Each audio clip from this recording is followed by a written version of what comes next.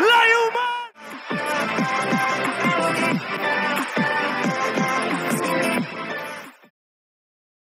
אברהם נמצא שם כדי לעזור לו, ועכשיו תבוא הרמה לתוך הרחבה, לא הרמה, סבא בפנים! הנה הוא בא, הנה הוא חוזר,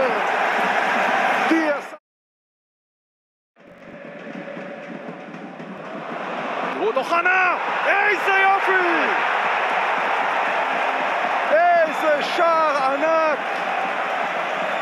ואם מישהו שאל רק לפני כמה שבועות, מיכאל אוחנה מי? מאשדוד?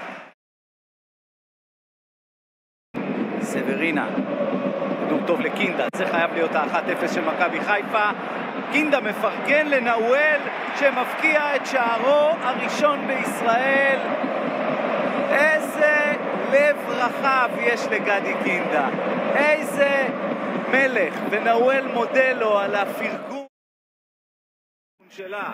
הנה סומה, הנה כדור הרוחב, הנה בריק, והצלה מדהימה של רייקוביץ'. זה היה כדור לגול, וזה שוער שמציל כאן את מכבי תל אביב ממבוכה ענקית.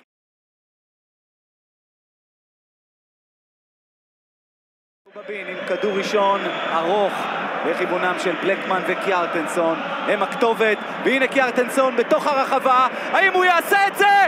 יעשה את זה! לא יאומן! 14 שניות מהפתיחה, הברק מכה פעמיים ברציפות. מכבי תל אביב עושה למכבי חיפה בדיוק מה שהפועל חיפה עשתה.